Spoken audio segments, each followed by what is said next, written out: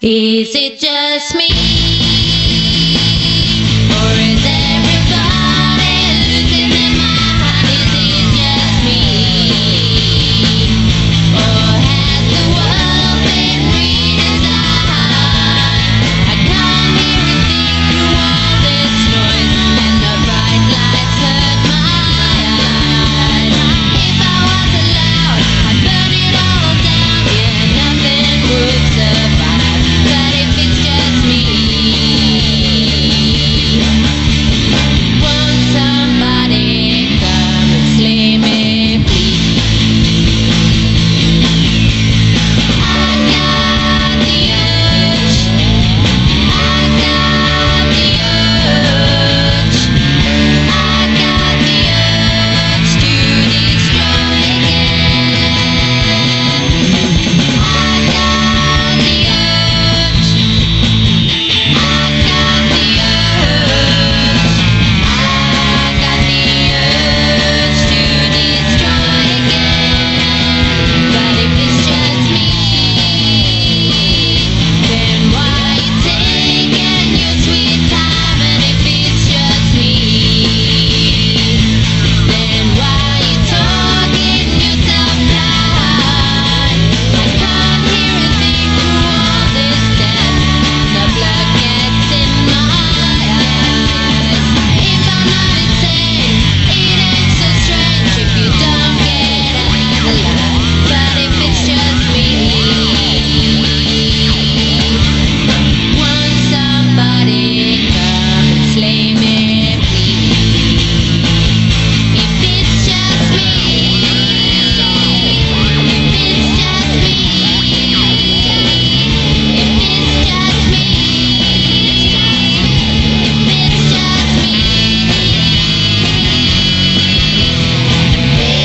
put me out my misery. If it's just me, if it's just me, put me out my misery. It's just me, if it's just me, baby, put me out my misery. If it's just me, if it's just me, baby, put me out my misery.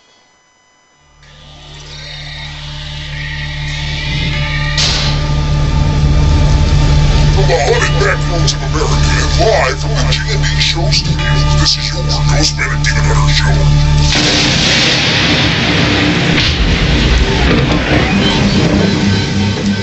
Doesn't that sound exciting to you?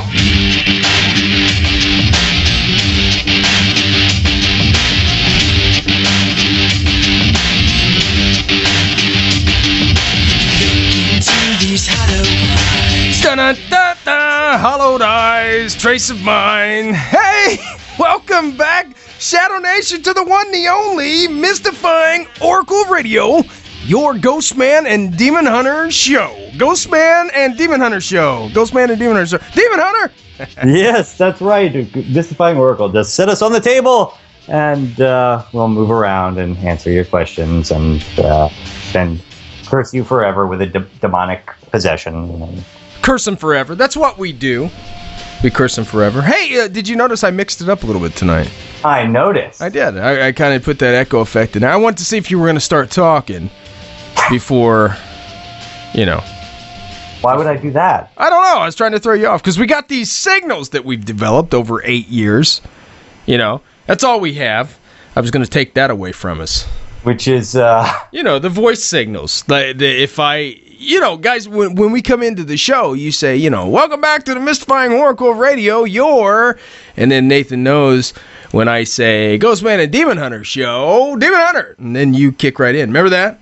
You know. I remember that. It's only been 8 long years. 8 long years. But anyway, United States of America, Shadow Nation, the world at large, we love you. Welcome back to the one, the only Mystifying Oracle Radio, the G&D Studios, where we are live on this gorgeous day.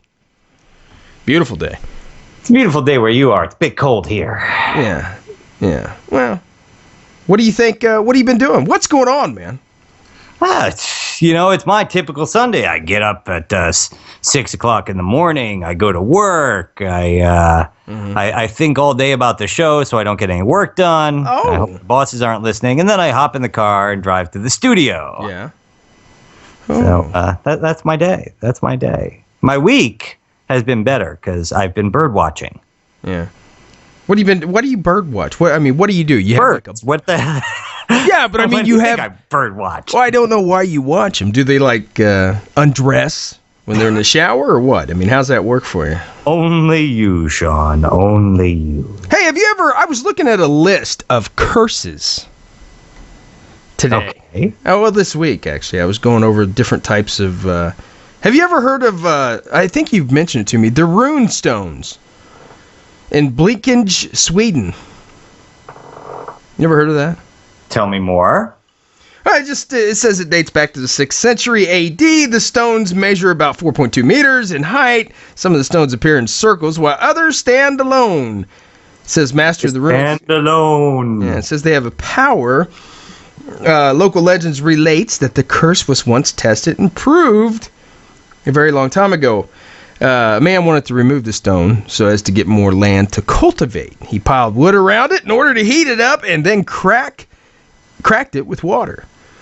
Or crack it with water. Like Hannibal crossing the Alps. Yeah, whatever. The weather was dead calm and there was no wind. He had just lit the fire when a sudden gust of wind turned in the direction of the flame, setting the man's hair on fire. He threw himself on the ground to extinguish it, but it spread to his clothes and the poor man died in terrible agony. So, I guess you're not supposed to move the stone. That's one of them. And that's in Sweden, yeah? Yeah. One of the rune stones. Das ist not good. Yeah. Well, what are you going to do? There's several. The Curse of the Bambino. Everybody knows that, of course. Well, that curse has been broken. Yeah, that curse was lifted, yes? Yes. First to the run of bad luck the Boston Red Sox experienced after trading Babe Ruth. In 1920. Little known fact, the owner of the Boston Red Sox traded Babe Ruth so that he could fund a Broadway play he wanted to put on called No No Nanette. Yeah, I heard that. He didn't have the stomach for baseball. He wanted to do a play. Apparently, and I guess it was an absolute flop, and that's where the curse began. They didn't. Yeah, it did. I forget who put the curse on him, or did it just come up? I think it just kind of came up. I think everyone in Boston probably put the curse on him. Yeah. Says they didn't win a World Series title again until 2004. Since 1920 to 2004, when they did that. But one of the cool things is, it says the fact that the 2004 win was against the New York Yankees was awesome. But during their winning game, a total lunar eclipse occurred. See, that's what must have broken the curse. Yeah. Everyone knows a lunar eclipse can break a curse. Yeah. Now, this is something out my way. It says the curse of Tippecanoe. I don't know. And Tyler, too? Yeah. Yeah, Tippecanoe and Tyler, too. I think it was out my way, right? We had Battleground, Indiana. Well, let's see. William Henry Harrison won the presidency in 1840 with the slogan Tippecanoe and Tyler too. This refers to his participation in the Battle of Tippecanoe, which was here in Indiana in 1811. Oh, okay. I think it was, right? You're asking me like I know all these things. I'm a walking encyclopedia. Yeah, you should be. 1 year later, he died. From then until election of Ronald Reagan in 1980, every president elected in a year ending in 0 died whilst serving their term. From then until the election of Ronald Reagan. And in fact, Ronald Reagan was shot, but didn't die in a year ending with a 0. But they kind of blamed that assassination attempt again on the curse. And then a few other presidents were elected who, if only they had been in office when the year ended in a 0. 1840, William Harrison, natural causes. 1860, Lincoln, shot. 1880, Garfield shot. Now, these are the years they were elected. 1900, McKinley shot. 1920, Harding, natural causes. 40, Roosevelt, natural causes. 60, Kennedy shot.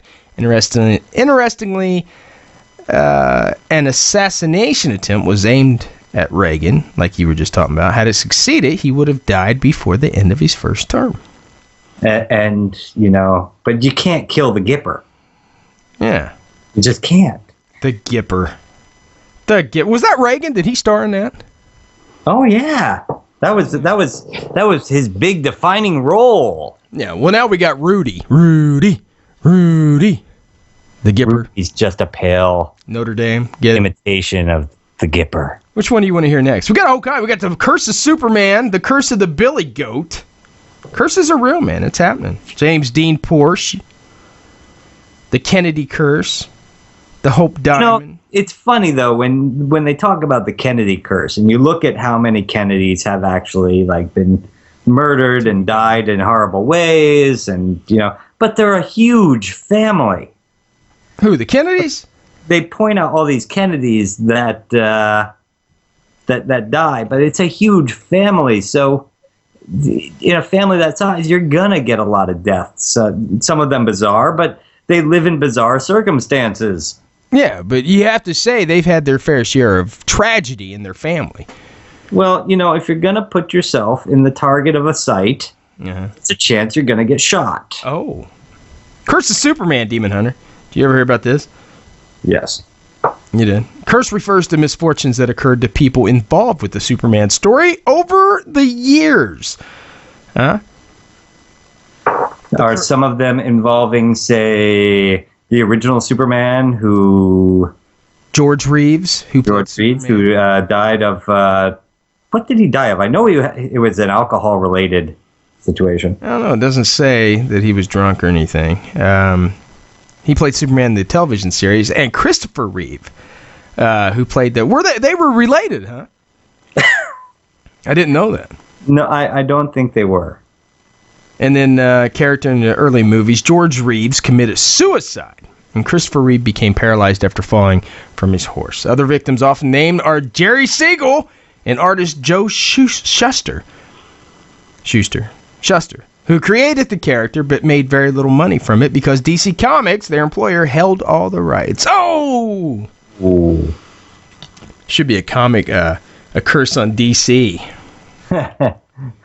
Which I think... Have you seen except for Batman, I think the rest of their movies have been cursed. Yeah. James Dean Porsche.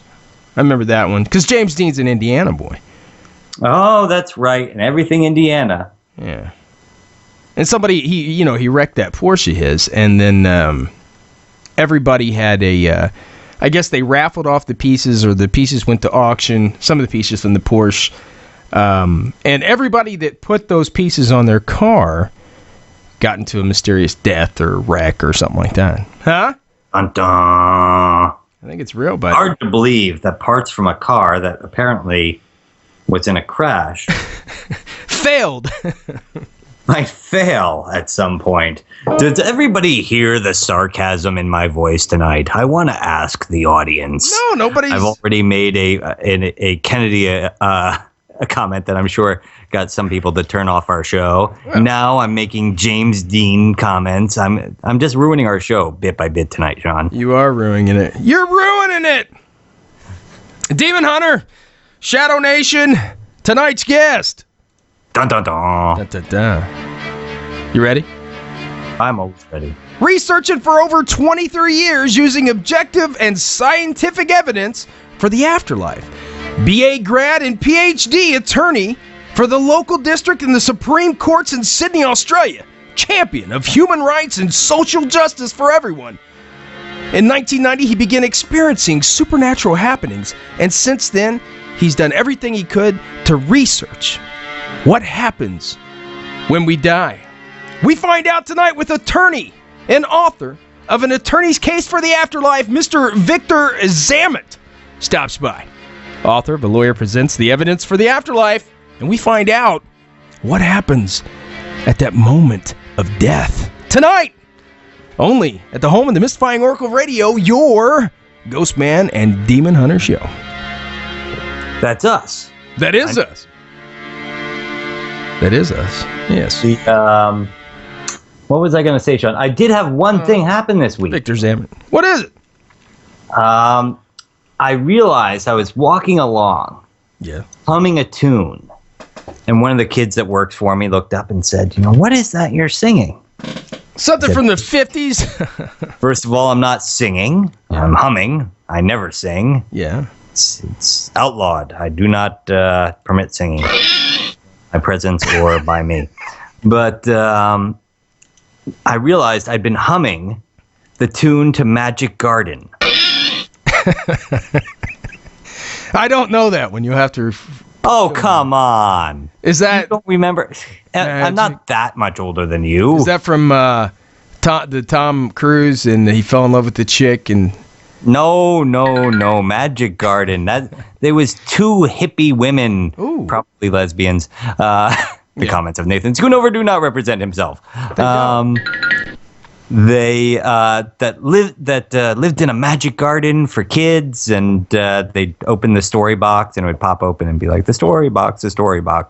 There are no locks on the story box. No. You don't remember that story? No, I never heard the locks on the story. Tell us, enlighten me some more, sir. Well, dude, this is how come those of us who grew up, who were young enough to remember the 70s. Yeah. Not so old that we forget the 70s, but young enough that we can remember the 70s. I remember a little bit. This is why we grew up such a weird generation. Because we had two stoned hippie lesbians Awesome. telling us, stories that they were pulling out of a box that was watched over by a magic tree and a talking squirrel. Yeah. And this was our everyday childhood. Do you remember the painter? What was the painter's name that would say, "Oh, I'm going to put a mountain over here. Oh, isn't that nice? Look at the birds." Oh, geez. Used to be on Bob PBS. Somebody. Yeah, Bob somebody. He had the curly hair. That cat was stoned out of his mind. There's no way somebody could be that at peace unless they had a nervous breakdown. They're on every medication known to man. Well, maybe he needed the medication. Maybe he was a Vietnam vet who had just seen one thing too many and needed to relax. Don't we all need the medication? You know what I mean? Who doesn't need the medication? I actually was just watching one of those epic raps in history things. Have you seen those? No, I haven't.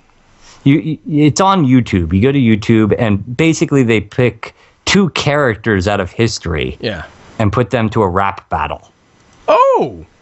And it was that gentleman versus Pablo Picasso. How do we even know what Pablo sounded like? You know what I mean?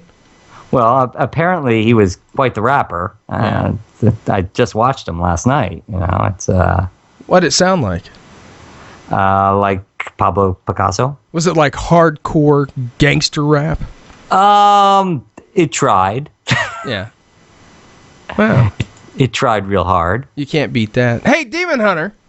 Hey, Ghostman. I figured we'd take this opportunity to thank some of our homes, the guys for carrying us. Stitcher Smart Radio, 102.7 FM, Demon Hunter, FM, The Hog.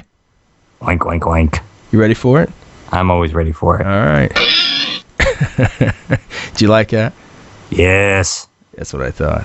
Also, guys, Susan G. Komen 3-Day. Be a supporter. We're a supporter. Be a cancer fighter today. Check it out at GhostMan&Demon.com. Go to donate. And donate today. Be a cancer fighter. Midnight Syndicate, of course, provided some of the opening music for us. And Planet Paranormal. Thanks, guys, for carrying us. And thank you, Bob Ross, for letting us think of you during our show. Bob Ross? Who's that? Bob Ross. Bob Ross was the guy with the beard and the curly hair who did the paintings. Bob Ross! It only took me an extra 3 minutes to remember it. Bob Ross. He would be so upset right now.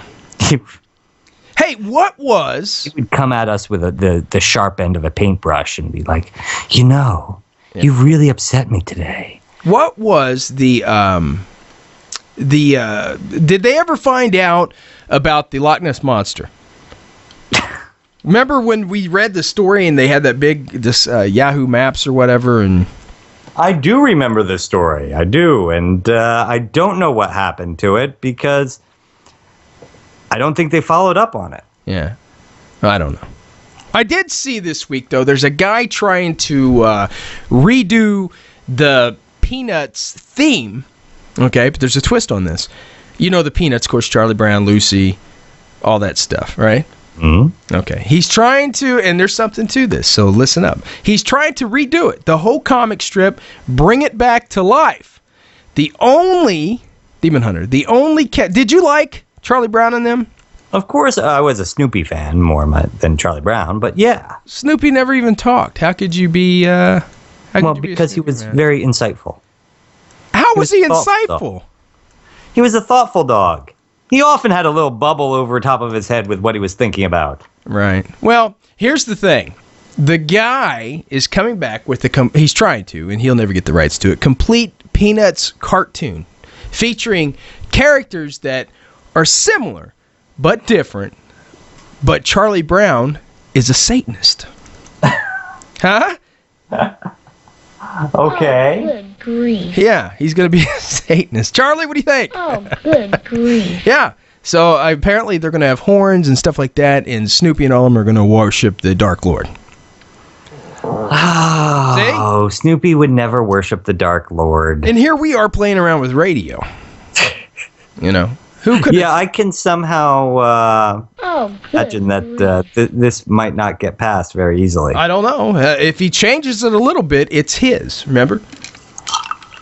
Well, true, but there is a difference between a copyright and a trademarked image. Oh, I don't think so, buddy. Oh, good grief. Let's ask, we have a lawyer coming on the show tonight. We can ask him if this would pass in Australia. That's true. He is in Sydney, and we found out earlier, Nathan and I have to make the initial phone call to make sure the lines are working for tonight. It is, it's 9:22 a.m. in Sydney. Tomorrow. Yeah, so it's Monday. Tomorrow. It's Monday there. Yeah, so this is not even, just a show about the afterlife. It's time travel. This is a show about time travel. Exactly. 102.7 The Hog. You just like having that hog button now, don't you? I do. I just want to play that for the for the listeners, man. Oh, I love it. Anyway, what else we got to talk about? What's going on? We had I seen Godzilla today. You saw it. I'm not seeing it until tomorrow. Don't tell me the ending. Well, I'm not going to tell you the ending. I'm going to start with the ending, and then I'll work my way up from there, down. But, yeah, it has a lot of good stars in it. And when I was a kid, here we go, way back to the 70s. When I was a child, late night Friday night, Sammy Terry was our local horror host, and nothing could beat King Kong Godzilla. Of course, the King of the I'm staring at a poster right now in the G&D studio. King of the Lizards got the old Godzilla on it. I couldn't beat it. A little unknown fact there, Sean. King Kong versus Godzilla, the highest ratings, most seen Godzilla movie in Japan. Really? Yes. Because that was now King Kong was a American creation, correct? Exactly. You sure? Yes. Okay, and he come from Skull Island, and then Godzilla was, of course, Japanese. Well, let's read about it here. I just pulled it up. Another little fact here: the original Godzilla, number 2 in the most seen Godzilla movie ever, was only the top 8th movie in Japan the year it came out in 1956. Was it? Let's see here. He's a giant monster, Dakaju, originating from a series Takusatsu films of the same name from Japan. His first appeared in Ishiro Honda's 1954 film Godzilla. But they said Godzilla. Yeah. And Gazuki. I think they really tried to stay, and it's a lot better than the Matthew Broderick remake. It didn't even look like Godzilla. At least when they show him on the screen, you get a little twitch if you're from the 70s, 80s. You know what I mean? Does he shake his arms and his head and go, ah? A little bit. You're going to like it. It's very interesting. I thought the build-up was a little overkill. Okay? That's all I really can say. But they did try to stay true to the original a little bit. What's up with the, Does he breathe blue flame and shoot laser beams out of his eyes? I thought I can't tell you this stuff. Ah. Huh? Thought I couldn't tell you this stuff. Anyway, second American version by Legendary Pictures was released on May 16th. That was the second American version. And, of course, TriStar Pictures tried to do it, and they renamed a movie. I guess it was a flop called Zilla. Zilla? Of course, since then there's been video games and all kinds. Do you remember the Godzilla video game? I do not. I remember the Godzilla cartoon. I think I kind of remember that. Yeah. The Hanna-Barbera Godzilla cartoon. Yeah. Because in the TV series, the movies, the little Godzilla, which was a Godzillasaur, wasn't a real Godzilla. Well, he's talking about the baby with the big eyes? Yes, that was in the movies. That was Godzi originally, but when it came into its own in the cartoon, they called him Godzuki. And he was a Godzillasaur, which was like a Godzillasaurus, which is what Godzilla was, but he was a herbivore. Yeah.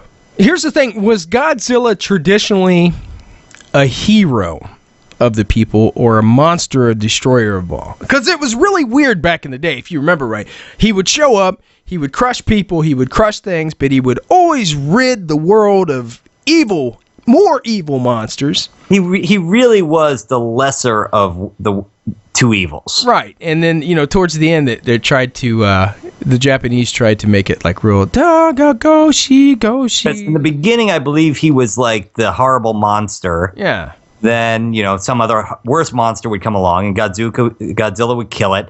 But Godzilla just wanted to be left alone. He just wanted to go back to his island and stay there. Yeah. Now, what was the only time he'd return is when something horrible showed up. So after a while, he became the hero. Now, what was Godzilla? Godzilla was a Godzillasaur. Godzillasaur. But what I thought it was like a Komodo dragon. Well, that comes from the Matthew Broderick version, but he was a lizard. They don't say what kind in the original series. That was mutated from bombs being dropped. Yeah. It was the whole fear after World War II with Hiroshima and Okinawa. Right. Okinawa, Hiroshima, and brain freeze. Freeze it up on the air. The whole fear of fallout after a nuclear war brought about the Godzilla movies, and he was the result of nuclear weapon testing. Right. Which is why nuclear weapons didn't kill him, and they were our strongest defense, and we couldn't use them against him, which played all into the idea that there is no way to win a nuclear war. So. There is no... Well, anyway, Godzilla's crushing the box office. It's doing really well, and I'm happy because it shows this generation, Demon Hunter, what we grew up on. I love that. And I do get the feeling that it's going to do very well in the beginning, but I think once the hardcore Godzilla fans have gone out to see it, the ratings are going to drop fast. You think so? Well, of course. I think so. I think that once those of us who grew up with Godzilla have gone, taken our kids, our girlfriends, our wives, made them sit through it, it'll get a little play from people who have heard how good it is, and then it will fade quickly. Yeah, I think it might, but, one thing you got to remember, there's always a cult following for these type of things. And I was telling my cousin that went with me to see it, because he grew up with me throwing popcorn around the room going, King Kong Godzilla! So he wanted to go check this out with me, and no, I didn't throw the popcorn, although I did want to. But there's always going to be a cult following for this, and I think they're going to start popping these out left and right now. Well... Possibly. But these are much more expensive to make than the ones were when we were young, and so they're going to have to make money to continue. Yeah. But as long as we're obviously keeping it light, because the second half of our show is going to be heavy tonight. We're going to be talking about the afterlife. It is going to be. Hey, did you hear, though? Oh, go ahead. I'm sorry. I was just going to say, since we were talking entertainment and that kind of thing, I also saw, for those of you who were Sharknado fans. Yay.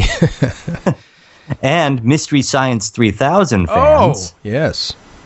That Riff Tracks, which is the group that originally started Mystery Science Theater 3000, is going to be doing a riff track version where they stand in front of the film and make up their own lines for the film as it's playing, of Sharknado. Oh, nice. And nice. It's going to be coming out either in late June, early July, and be in movie theaters. So that's something for people to check out. So are they into mystery? Even if you were into either one, Sharknado or Mystery Science Theater 3000, this is something to go see. So are they coming back? Well, they're doing the Riff Track program where they do several live performances and then put them out on in theaters and then sell them on DVD. So Yeah. they're not coming back to television. Hey, I thought this was interesting. We was talking about, monsters and stuff like that. SpaceX Dragon returned to the Earth from the space station. Did you hear about this? I did not. Yeah, it was just 2 hours ago. Cape Canaveral, Florida, American Press. Commercial cargo ship Dragon returned to Earth from the International Space Station on Sunday, bringing back nearly 2 tons, Demon Hunter, of science experiments and old equipment for NASA. Now, isn't this, Huh? the scientific experiments that they sent up there? Don't you think NASA, when they found out their budget was being pulled, they would have gone and gotten this stuff? Yeah, you would think. But I'm thinking more like, here comes some kind of space disease that's coming. Some parasite that rode down on the SpaceX Dragon and is going to destroy all mankind.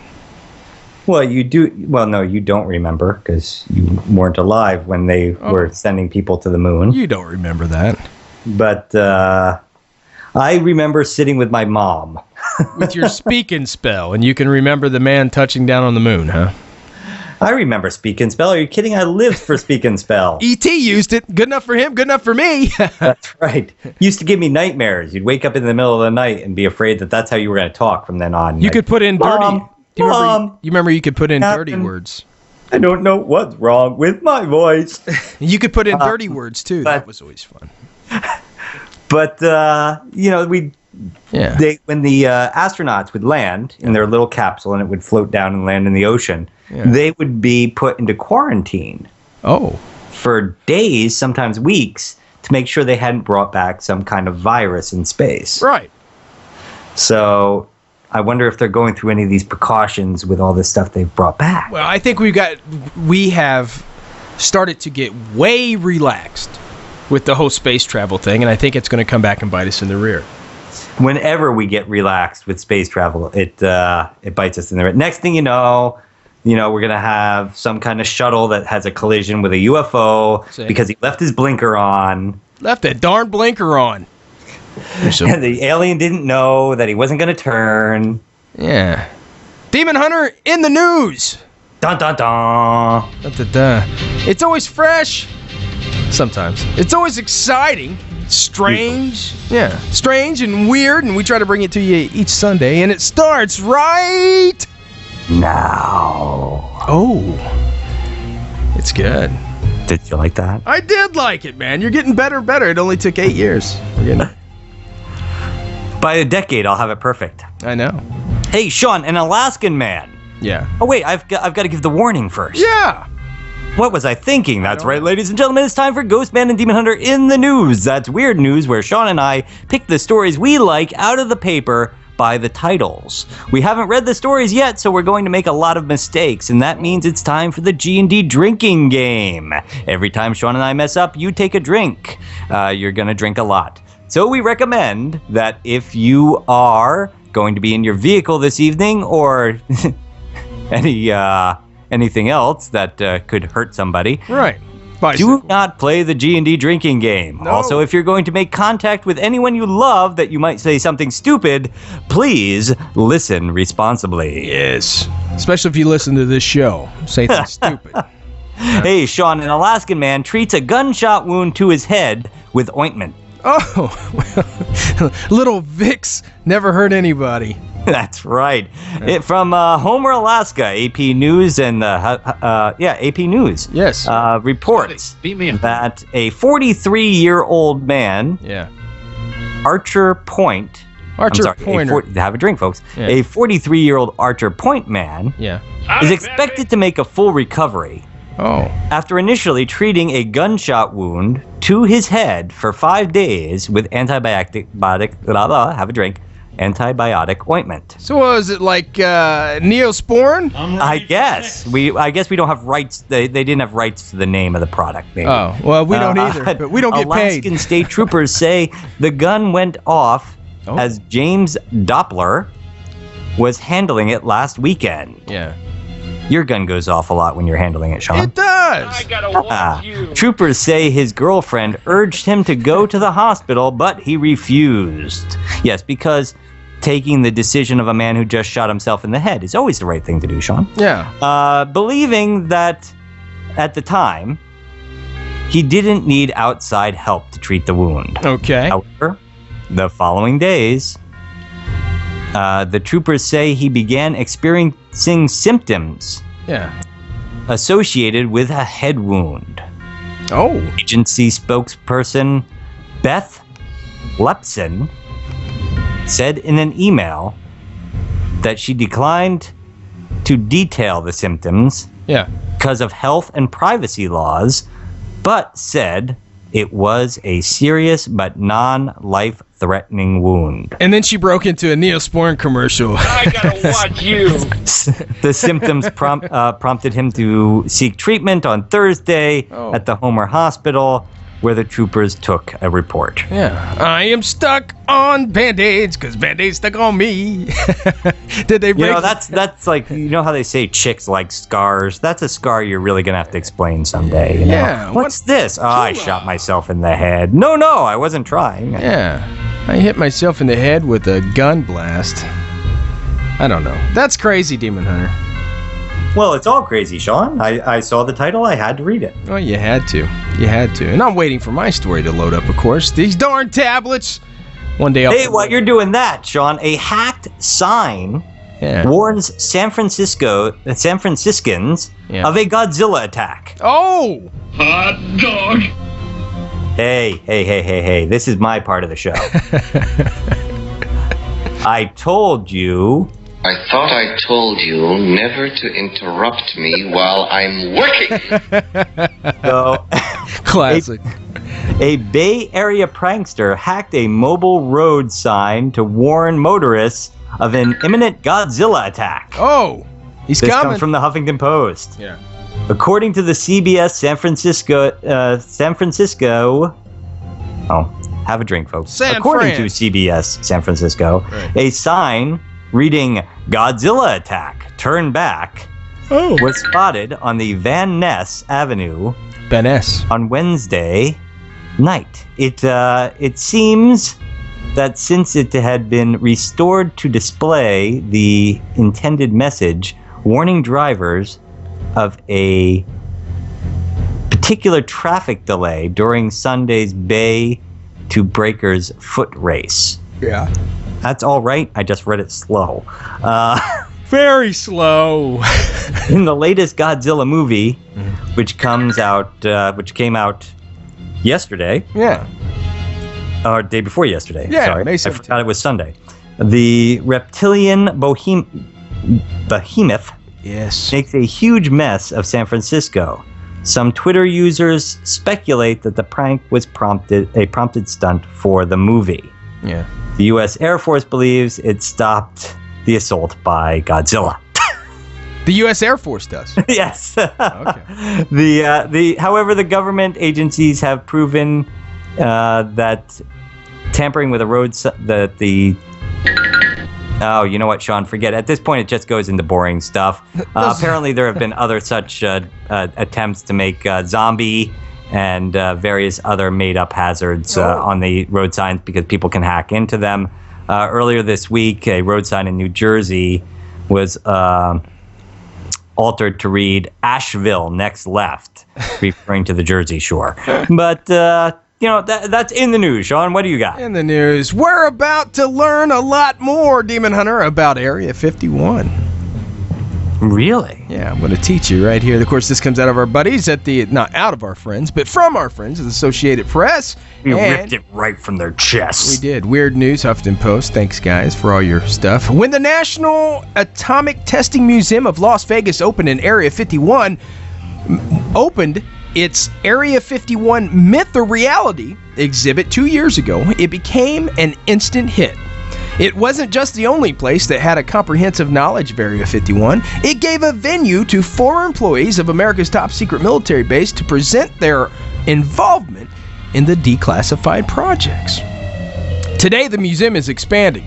Area 51 Myth or Reality is reopening its doors today to give the public more the truth about one of the most secretive military installations. After all, Area 51 is the same facility that spawned America's stealth fighter technology, as well as decades of speculation about the alleged testing of recovered UFOs. We've had some people talk about that on the show, Demon Hunter.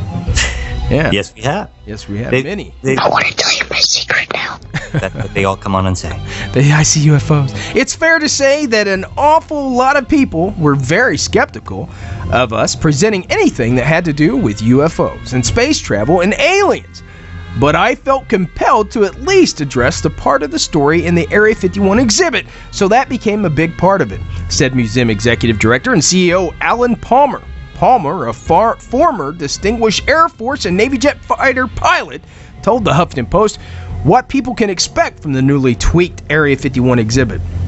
We've added some really interesting elements to the exhibit that weren't there before. Some extra artifacts, a different look and feel to make more of a definition between the myth and reality sides of the exhibit. We wanted to create the experience for the visitor of going through Area 51. First of all, just knowing what it is and getting a little bit of it in character, view as you walk in a briefing by the guards admonishing you not to tell anybody about what's going on and keeping it to yourself. This is going to be nice. I've seen things you people wouldn't believe. We have. Anyway, the National Atomic Testing Museum, one of the handful of national museums, is the most logical place to house an exhibit devoted to Area 51, which is located about 100 miles north of Las Vegas. There you go. Woohoo! Huh? Woo! I want to do that. They got a big door. You can walk down it, and the guards stop you and say, hey, don't tell nobody about what you see here. What do you think about that? I think that they're covering something up, Sean. Best way to hide something, plain sight. Well, for years, they didn't tell anybody anything. Now all of a sudden they're like, okay, well, we can tell them. Means they have something they really don't want us to see. That's what it means. Yeah. What do you think? What do you think they're hiding, Demon Hunter? I think that they, all this talk about aliens lately. Yeah. Something's woke up. Something's woke up. We know Dr. Jacobs, when he came on, was talking about the half-human, half-alien hybrids that are walking amongst us now, remember? Well, maybe one of them has made it to a high-ranking office in Area 51. They might have. I don't know. Demon Hunter, this year, or this week, next week, here in beautiful Indianapolis, Indiana, is, of course, the historic running of the Indianapolis 500. Oh, yes, I have heard that. Our next story says a 102-year-old takes a 180-mile-per-hour ride at Indianapolis Speedway with Mario Andretti.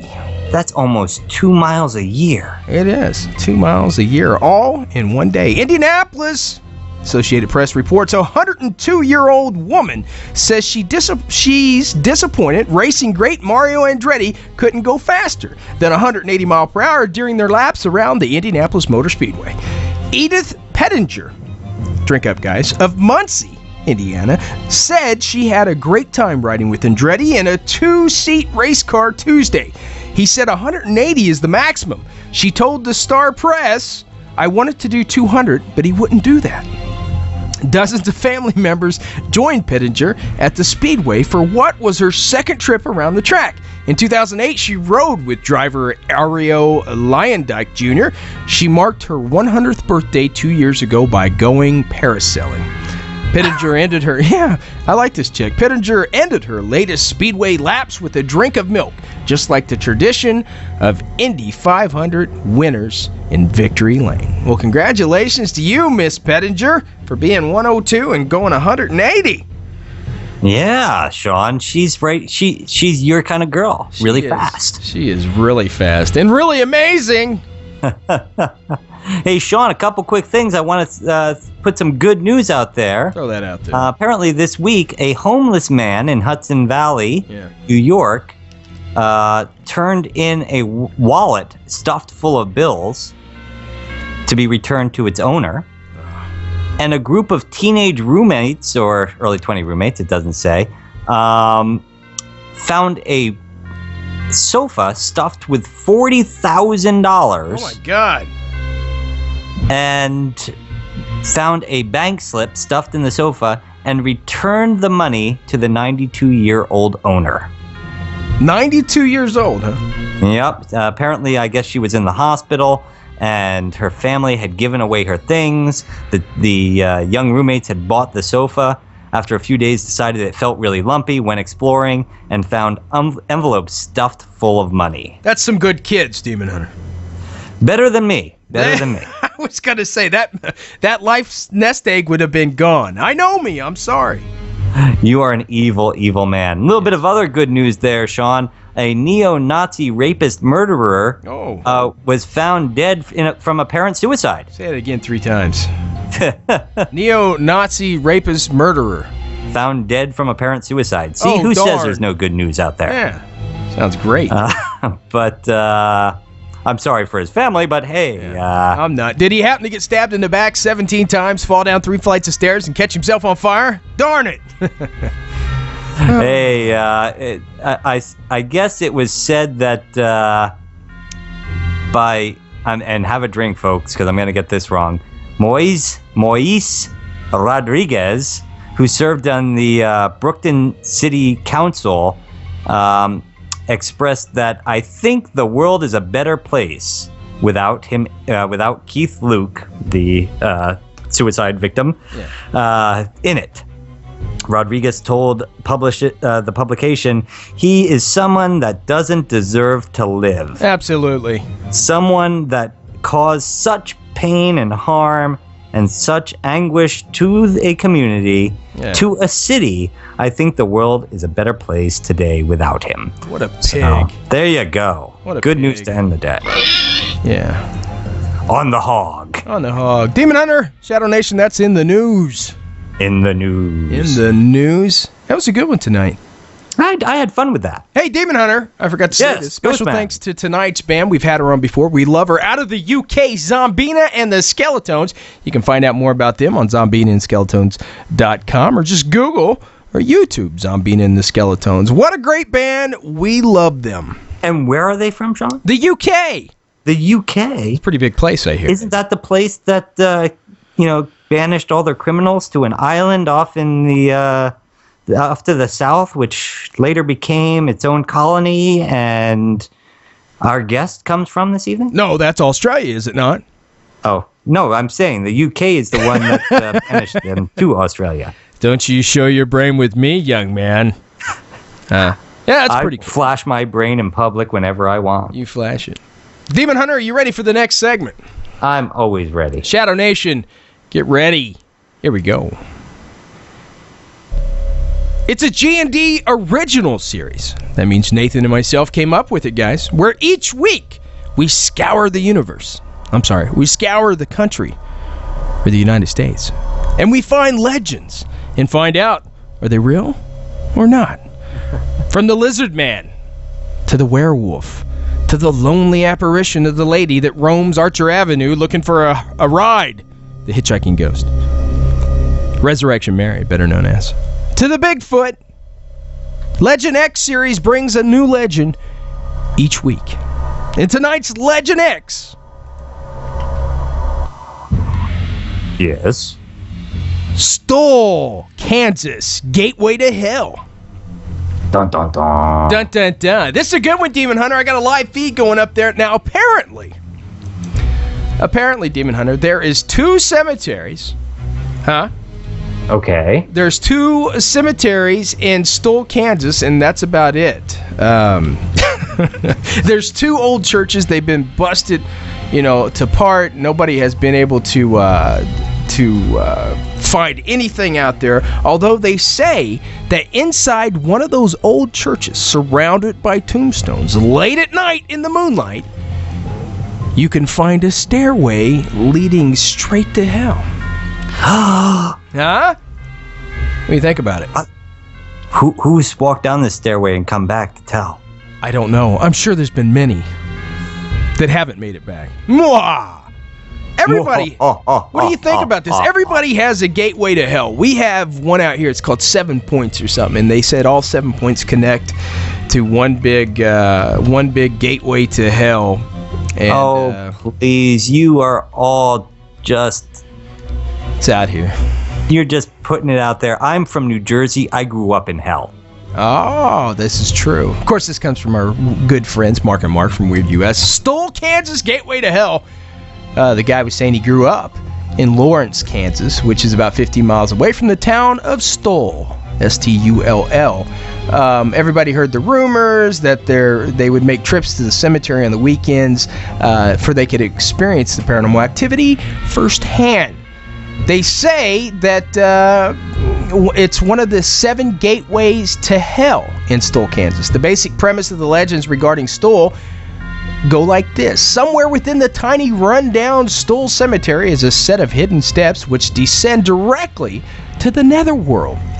Which level? I don't know. 7th, maybe? The steps are nearly impossible to find, of course, and are covered by a hidden sill, which only opens on Halloween and the spring equinox. So, Demon Hunter, if you go out there, you can't find it because it's covered by a sill, an invisible sill, and it only opens on Halloween, the spring equinox. So that's a double dong. Boing, boing. And is it only at midnight, so you have 60 seconds to find it? I don't know. It says if you do find these steps, they should never venture down, Demon Hunter, for it is impossible to ever return. Oh, see? See? Somebody must have got him on a Ouija board. How do we know that it's actually a gateway to hell and not a gateway to a free lap dance bar? Oh. And that's why nobody's ever returned. I don't know. It says also within the cemetery was an imposingly tall pine tree, which stood until 1998 when it was destroyed to dissuade thrill seekers. Why would they tear the tree? Even though the tree was perfectly healthy, it was cut down the day before Halloween. Poor tree. It said the tree grew directly through a headstone, splitting it in half, and the lore lives on to this day. So if you ever go out there to Stoll, Kansas, and it looks like that's pretty much the main attraction there is the the cemetery, man. Wow. That's it.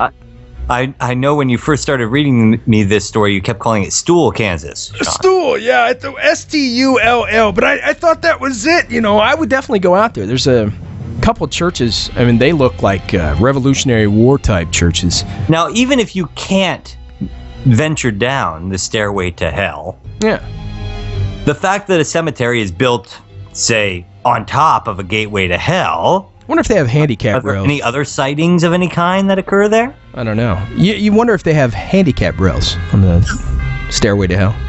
Is there an escalator to hell? You don't want to get sued. I mean, I'm getting old. The devil These should be stairways to hell, smart. they're long. They take a while to get down. Satan! I need an escalator. I think Satan would have an attorney in his pocket. Oh, please. It's hell. It's full of attorneys. Tonight's guest! That's terrible. Victor's not going to want to come on ever. Perfect segue. It is.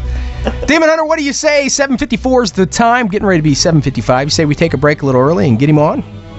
That sounds good to me. All right, guys. Tonight's guest, author of an attorney's case for the afterlife, Victor Zammit stops by. He's been researching for 23 years, guys, using objective scientific evidence for finding truth behind the afterlife. He's a BA grad, PhD. He was an attorney in the local district in the Supreme Courts in Sydney, Australia. Champion of human rights and social justice for all the work he's done over the years. He began experimenting in 1990 when he started having experiences of his own. Victor Zammit stops by tonight to let us know what his case is. In his book, a lawyer presents the case evidence for the afterlife. Tonight, all the way from Australia. Yeah, tonight on your Mystifying Oracle Radio, the Ghostman Demon Hunter Show. Tonight's band, Demon Hunter. I'm listening. Special thanks to 102.7 FM, The Hog, of course. Oink, oink. Planet Paranormal, Stitcher Smart Radio. Thanks for carrying us, guys. Tonight's band, Zombina and the Skeletones. And we'll be right back.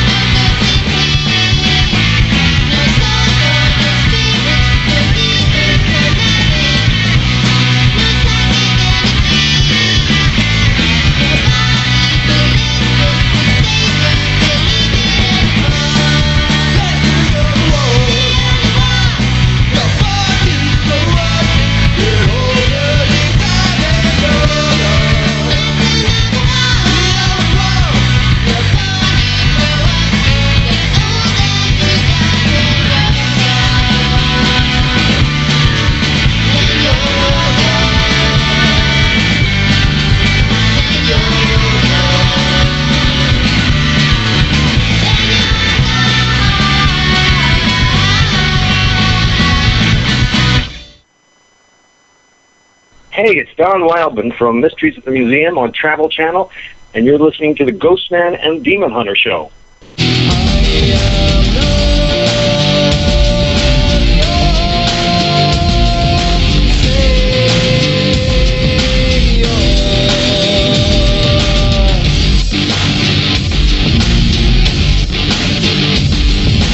Hey, welcome back, Shadow Nation, to the one, the only mystifying oracle of radio, your Ghostman and Demon Hunter show. Demon Hunter?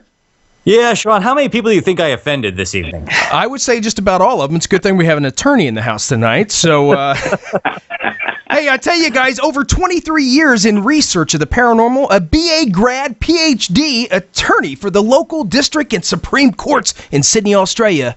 Please help us welcome author Victor Zammit in the house tonight. How you doing, Victor? Oh, not so bad, thanks, Sean. Not so bad, not so bad. Oh my gosh, you sound so crystal clear. I'm not used to this. And I've been researching 25 years now, not 23. That's why I said over 23. I wanted to cover all my bases. That could go up to 30, see? You should know, that's an attorney's dodge right there. Absolutely. Absolutely, yeah. First of all, Victor, I just wanted to say, for all our listeners that around the world that don't know your work, you guys have to look it up immediately after the show. Don't go now. Check it out afterwards. But it's such a huge honor because you have done so much for the human rights and social justice all around the world. How did you, I just want to get some into your politics. How did you start with all that in the Supreme Court and all, being an attorney? Oh, I was a student, and when I was a law student, I was a member of the Students' Council. And I had to select on some issues to deal with. And at the time, we had guys coming in and saying, well, I need urgent help because it's a human rights issue. I got interested in this human rights, and I stayed with it. Right. And you helped out a lot of people. Oh, yes. I got to see a lot of your talks on there. Now, a lot of people... What was the title of your book, right? It's an attorney's case for the afterlife. Yeah, it's a lawyer presents the evidence for the afterlife. I'm sorry. I do apologize. I wrote it wrong down here. And I tell you, I got to see some of it. Apology. I didn't get to read the whole thing before the show. That's okay. But I did see the notes on it, and I have read it off your website. And wow. Yeah. I mean, well, you got to see, Victor, this is why we didn't get the title correct. As most Americans do, we skimmed the book. No, I read that. You wrote to you went against basically what Carl Sagan has said, one of the greatest minds of our time. You called out a lot of these people on the afterlife. What made you so sure? I mean, what started back in 1990 that made you so sure something was going on? Well, I used to attend the skeptics weekly meetings on Wednesday nights. I mean, I didn't ask for what happened to me. One morning I woke up and I began to experience these psychic, what I now know to be psychic experiences, and I had to go to the experts and say, asking them what the hell is happening. I can hear that guy thinking. I can hear a phone before it rings. I can hear it knocks on the door before the people actually knock on the door. I was so puzzled, and. The expert says, well, he says at the moment, he said, you're psychic. I said, but I wasn't like this yesterday. And I said, it doesn't have, sometimes things just, it's just like having a psychic alarm clock. And it just went off, went on. And I got to know a great deal about, like near-death experiences and psychic phenomena and all kinds of things. But then when I told my friends who are skeptics, they thought I lost it or something. And I said, hold it. I am experiencing these things. They are real. And they just would not believe me at all. So But the question is, Victor, if somebody had come to you and presented this case prior to your having these experiences, would you have believed them? No. Put it this way. My background is I don't believe anybody, anywhere, anytime, unless what's being presented can be independently substantiated. Because I hear so many stories, Sean. I hear so many stories. I can't believe them. So I said, no, I don't believe it. Prove it to me. Show me that what you're saying to me is correct. Right. Now, Victor, this is Sean. I got to tell you which one. I know it gets confusing over the air. I want to ask you. Yeah. Did you have a near-death experience or an out-of-body experience that led you to this point, or did you just wake up one day and voila? No. I didn't have an OBE. I didn't have an NDE. No, I didn't. It just happened, Sean. It just happened. Wow. Now, one of the things I didn't ask for it, I did not ask for it.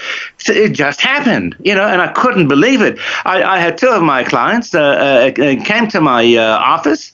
I just looked at the guy. I said, "You've just been to McCorsley, the other attorney.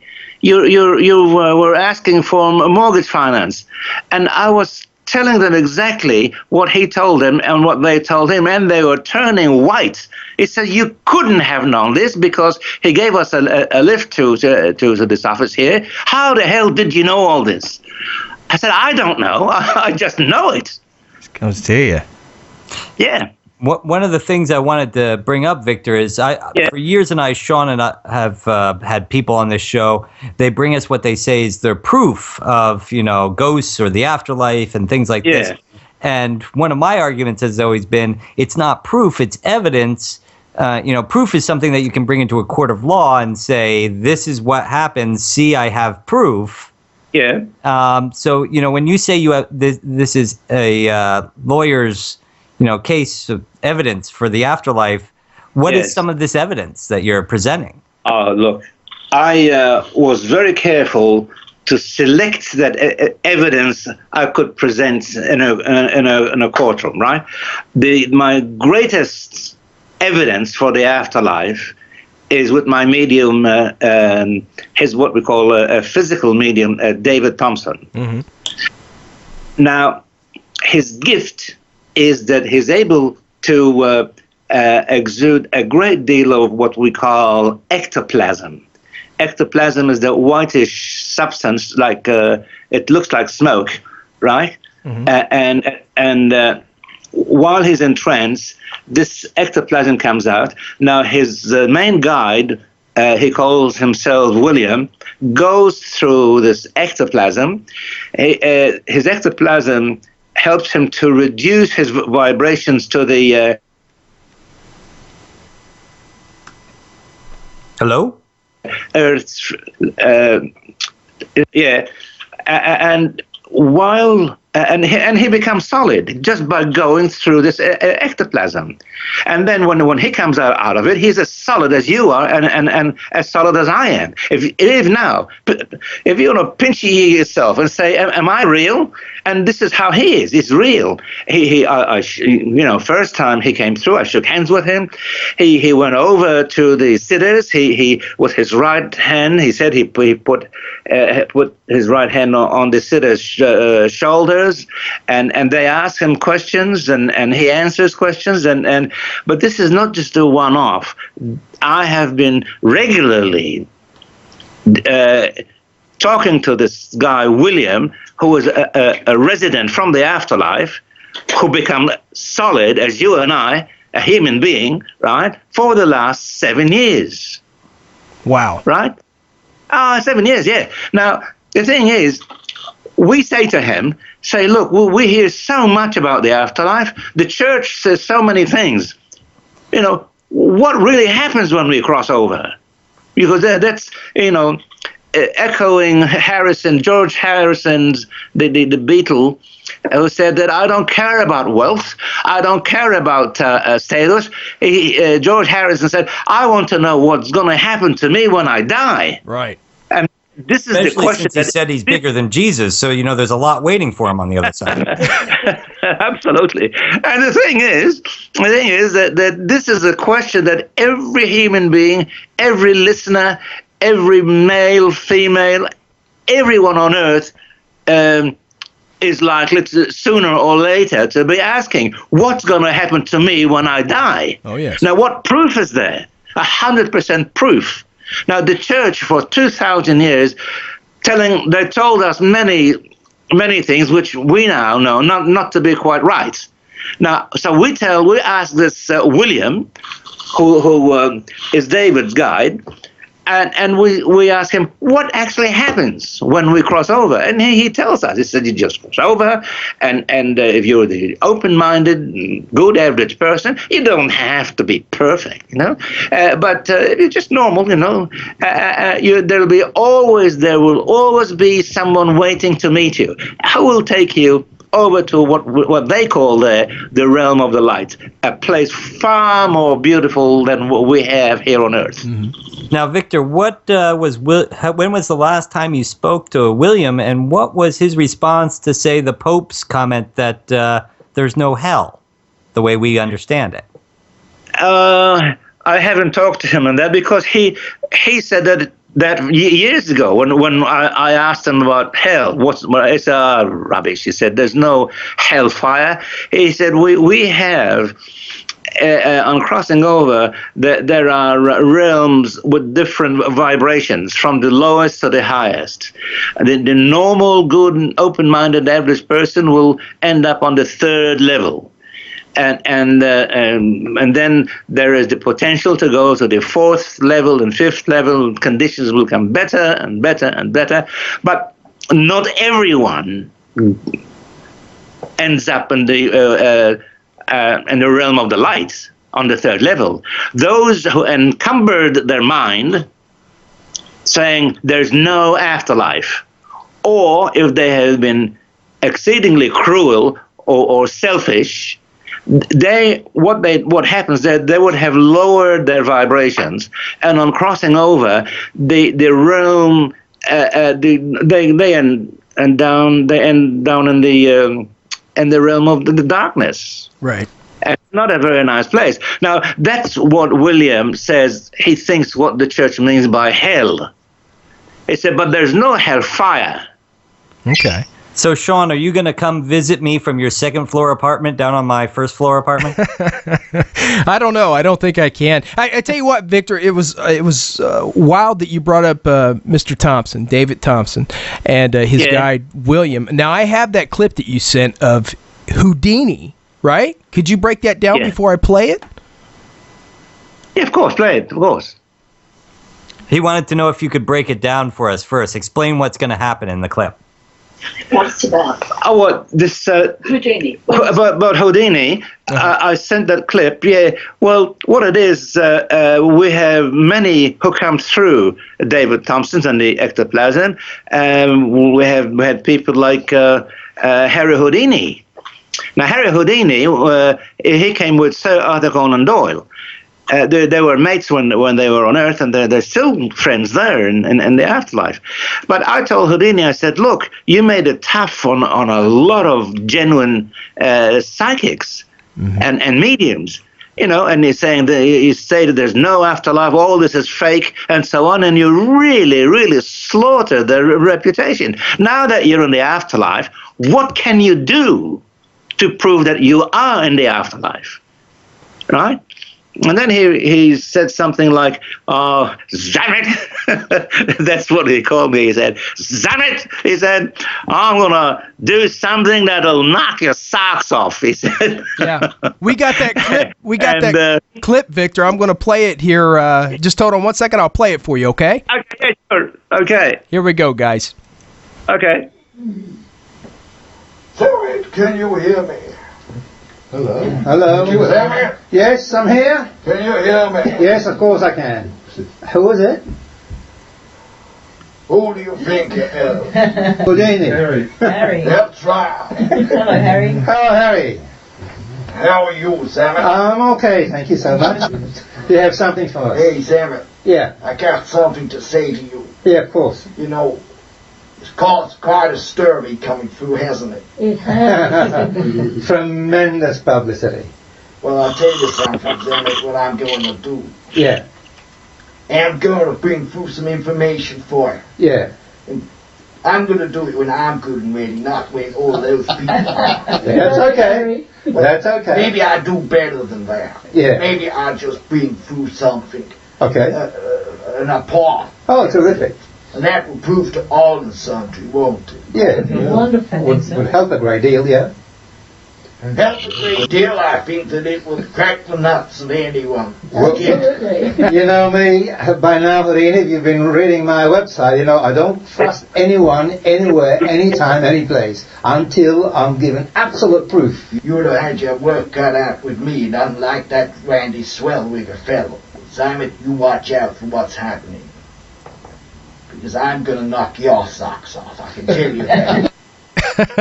Okay, so you had Mr. Houdini from Beyond the Grave say he was going to knock your socks off, Victor. Yeah, that's right. Yeah. Okay. He said he was going to do something very impressive that they would convince anyone that it's he who he claims to be. No. And apparently, what happened 2 months later, David Thompson was demonstrating in London, and Harry Houdini turns up, and he uploaded this coin. On one side, it was Houdini's face. That's all I know about it. Well, go ahead, Nate. I was just wondering, Sean, much like people we've had on the show with past life regression, things like that, past lives, you know, that they're always, you know, the wife of some famous general or the Caesar or Cleopatra. Right. And now you've got Harry Houdini coming through. Do you ever get like Bob the Mechanic who just comes through? Well, of course. I mean, remember, what you have to understand is there would be no more than 2 or 3 mediums in this world who can who have the skills to have these reunions, or are able to get these people through. There are many, physical mediums. There are many of them, but very few. I know of only. Actually, David Thompson is the best medium, and I suppose those in the afterlife who are.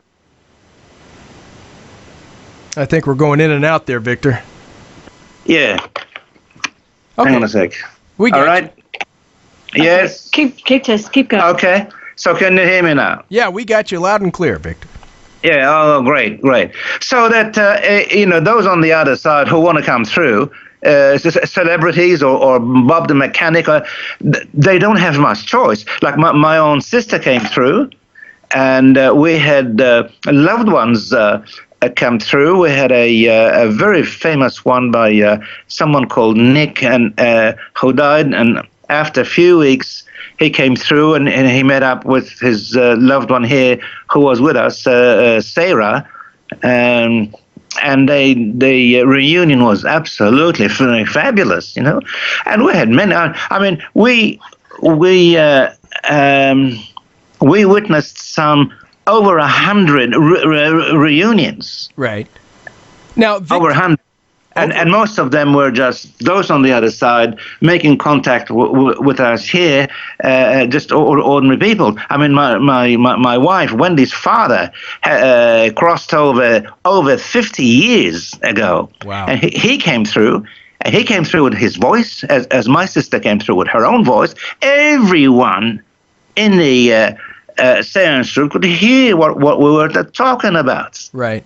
Now, I tell you, Victor, I've done a lot of investigative background reading up on, like, the skull experiments.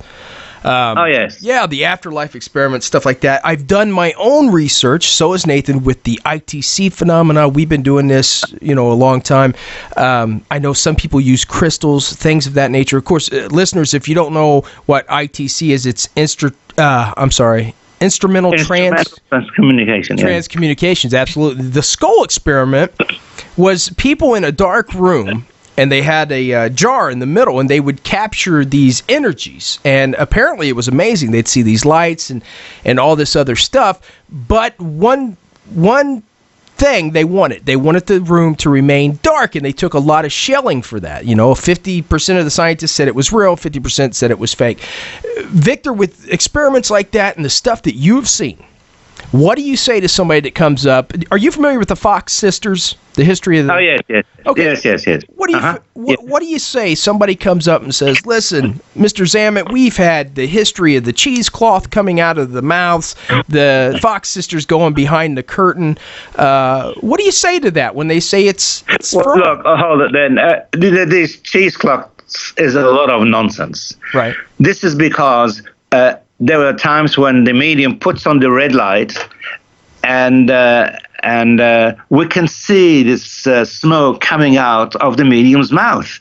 Now, there's another German medium, Kai Müger. Mm-hmm. Kai Müger, nearly every session he has, and he comes to the U.S. to give the demonstrations, and virtually every time he comes here, he puts on the red light on, and people can see this ectoplasm coming out from his mouth, right? And this is at the distance of about 2 feet, 3 feet. So it's real. It's happening. I mean, thousands of people have witnessed this. Now, some of the uninformed, low-level skeptics repeat this cheesecloth bloody nonsense. Right. But the informed one, they keep their mouths shut because I told them to put up or shut up. There was this Professor Donald West, I remember, some years ago, who was commenting on the English brilliant medium Helen Duncan, because she was like the David Thompson, she was absolutely brilliant. But he, because he was a closed-minded skeptic, he said,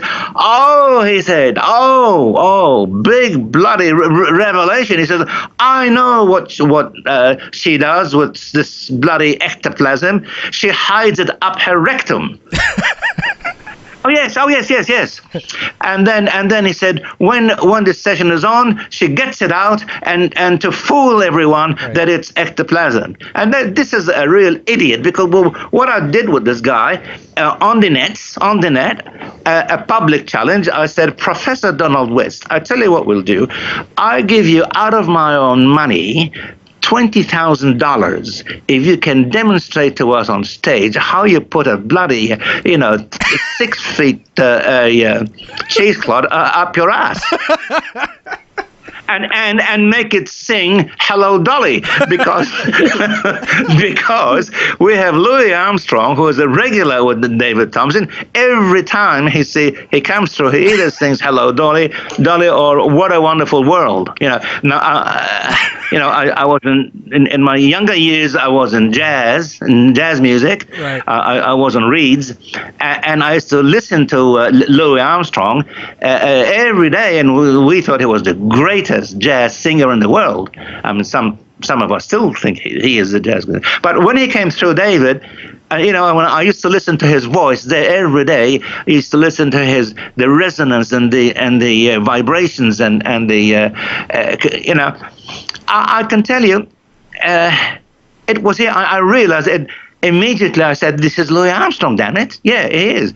And then he says, yes, I'm here to help with the sounds, to give these people here some entertainment. But coming back to this cheesecloth, those people now are the most embarrassed people on earth, these closed-minded skeptics who talked about cheesecloth. You know what I would love to do, though, Victor?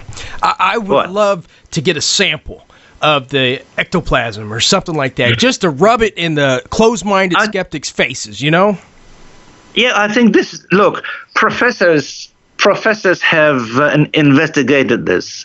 I can't remember the guy's name, not Professor Notzig, I think, in Europe, but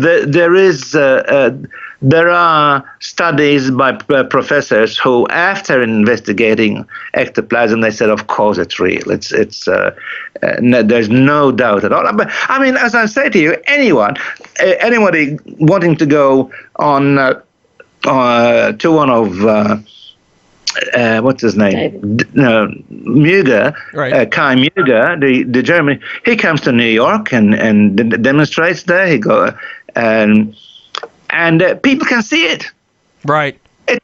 People can see. I mean, can you make a distinction between solid cheesecloth and smoke? Oh yeah. Of course you can. Of course you can. Sounds but like... look, when I told these people about materializations, and they raised all kinds of issues, this was, I think, about six and a half years ago, and it's still on the net. It's on record. Right. I said, look, the only way to deal with you morons is, well, look, I'm prepared to pay $400,000 if you can prove fraud or that David is not doing what he says he's doing. $400,000, it'll be all legal. I deposited in a bank and so on and so on. Just prove it, you know. But if you don't prove it, and we have other independent, non-aligned experts, all right, to confirm what's happening, then you would have to pay the medium $100,000 for his troubles. And in other words, I said to these closed-minded skeptics who didn't accept what we were doing, you know, put up or shut up. And they shut up. And they shut up. There's too much money at hand there. Yeah, their opinions doesn't count that much all of a sudden. Yeah, well, it's easy. You know what I mean? I mean, look, but you know what I mean? I mean, you had Psychop has a lot of money. Yeah. You know, that has a lot of millions, right? Why couldn't they? Actually, they did, because I heard from attorneys from the U.S. about what they have to prove and all that, and what's happening. Once I told their attorneys what's happening and what they have to prove, 2 weeks later they emailed back saying, no, forget it. If you can do that, no one on earth can beat that. Right. So they just shut up. You know, Victor, over the years of doing the electronic voice phenomena with Nathan and I going to different places that were allegedly haunted, we've seen a lot of stuff. I just read in the paper, we read it here on the show about a month ago, there was a big thing. You might have read about it there in Australia. There was a huge case here in Indiana, Gary, Indiana, and it was about a lady that fled her house in fear. Her son was possessed by Satan. And it made all the headlines, and one of the first things that you hear about is that ooze, yellowy type ooze running down the walls. Now, I've heard this pop up from time to time to time. Do you think this is ectoplasm or some kind of residue these spirits produce? Well, you mentioned just one thing I want to say about one thing you just mentioned just now, the claim that Satan possessed the God. And Satan, we're told directly from the afterlife, it's not. There are no devils, there are no demons, there are no Satans. Okay. It said there are low-level humans who act like the devils. And this is what they call the devils, but they're basically they're humans, positive right? and negative. They lived on Earth at one stage. Gotcha. And they can create all kinds of things. They can excrete all kinds of things from people's ears and noses, and right. You know, and that's true. Yeah, I mean that ghosts are special type, because these ghosts is a spirit.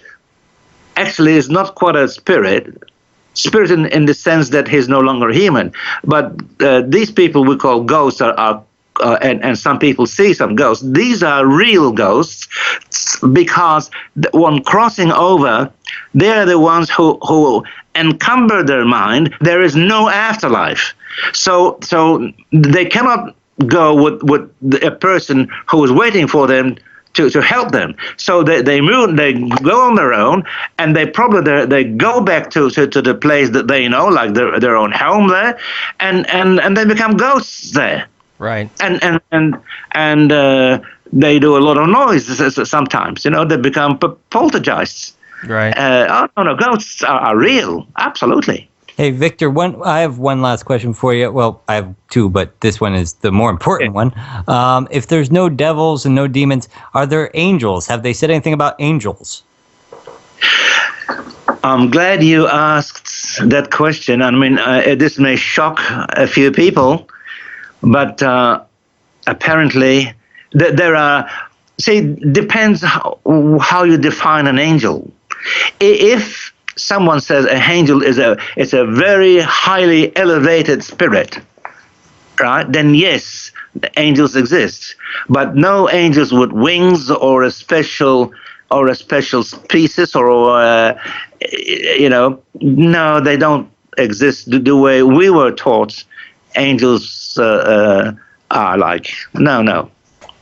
Yeah, I've heard you address that on some of the videos I watched about, harps and setting on clouds, and I think you said it was rubbish. No. That's not true. No. That's been around for hundreds of years. Remember, the church monopolized our minds, our hearts for nearly 2,000 years, right. and the anti-paranormal bias became entrenched in the culture and the history of the Judeo-Christian countries. Right. So we have to rise above that. Right. And we are doing that now. And the greatest thing that's was a big surprise to me is that the great historian Arthur Finlay and others who agree with him that the church between 1272 and around 1835 killed over 20 million people, and many of those people were psychics and mediums, and anybody who went to see a psychic and a medium. But today, I read in surveys that more people visit a psychic or a medium than go to church on Sundays. Right. Well, I tell you, Victor, I know we're getting on the time here. It's 8:29 p.m. Eastern time here in the U.S., here in the Eastern time zone. I just had one more question, and I don't know what Nathan has for you. When you die, now, when my grandfather passed away, I was probably 13, 14, and I always had this curiosity with death. And yeah. I watched him. I remember watching his nostrils and looking at everything, and I remember hearing the gurgles in the chest. They call it the death gurgle or whatever, the air escaping. And I see nothing, and I remember, because I believed in the supernatural growing up. What happens? Because that question's on your website as well. What happens at the moment of death? Or should we be afraid? Are we embraced by loved ones? What happens? See, look, I tell you what a highly credible afterlife teacher told us, because it's coming directly from the afterlife. What happens? This guy was a Monsignor Hugh Benson, a Catholic church who realized that he was telling people the wrong thing. So he translated a lot of information. He transmitted a lot of information about what really happens when we die. He says all happens is there will be someone there, probably a loved one or someone like a loved one, who is waiting there for you to help you move on to the realm of the light. It says in every instance, in every crossing over, there will always be someone to help that person to move on to the realm of the light. So there is no Saint Peter with a book in his hand saying, "Oh, you've been a naughty boy, you're going to hell." That's rubbish, Or that there's no God, no Saint Peter, no angels. It is just you there, right? Mm-hmm. And there will be someone there waiting to help you move on to the realm of the light. It's as simple as that. Closing one door and opening a new one. Now, Victor, I've got one last question for you before we have to wrap up for the evening. Getting away from all the afterlife and all the talk of ghosts and spirits and mediums, I just want to know, I'm sure everybody out there wants to know as well, you're a lawyer from Australia. What is the legal system like on an island that used to be a penal colony? Well, it's if you want to go to the best place, Hawaii, and look at those high-rise buildings, You come to Sydney, you see all those high-rise buildings. We have blue skies, and we have lovely beaches, and it's a great place. But what's the legal really great system place. like? Sorry? What's the legal system like Oh, on a former penal colony?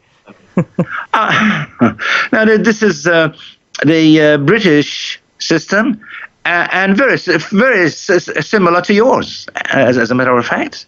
We have common law the way you have common law. We have statutory law. We have we have state law. We have federal laws. We have a constitution, of course. But we have fewer prisons than in the U.S. In the U.S., we read there are lots and lots of prisons. Not so in Australia. People here learned their lessons. They're all good guys, you know. Now, Victor, I tell you, your book, A Lawyer Presents the Evidence for the Afterlife. Where can I get that and find out more about you, sir? All you have to do is to go to Amazon.com and write Victor Zammit and the Afterlife. Okay. And I know you also have a great website, VictorZammit.com, guys. Make sure to check that out. Yes. Well, yes. I tell you, Victor... I cross-examined Professor Richard Dawkins, and I cross-examined Professor Stephen Hawking, the two most atheistic guys in the world today. And I thought I tore them apart. You did. And everybody, you can read that at VictorZammit.com. All the responses, everything that Victor's done. You've done so much great work out there. And I know if there is a special place, there's one waiting for you, I'm sure, in the afterlife. Yeah. But I hope so. No, absolutely. Victor, thanks so much. It was an honor having you on. Could you stay on the line 1 second while we close out the show? Yeah, sure. Okay. Nathan and Sean, thank you. Thank you. Demon Hunter, let's pay some bills. I'm ready to pay bills. I'm always ready to pay bills. Oink, oink. What a great guest. Guys, Planet Paranormal, Stitcher, Smart Radio, thanks for carrying us. The new 102.7 FM, The Hog, Creative Commons, Susan G. Komen 3-Day, Be a Cancer Fighter like Nathan and myself. Go to theghostandemon.com, click on Donate, Fight Cancer Today. FreeMusicArchives.com, Midnight Syndicate, thanks for the tunes. Hey, from the haunted back roads of America, this has been another G&D exclusive interview. Don't go changing America, you know we won't. Demon Hunter. Because we love you. Night, guys.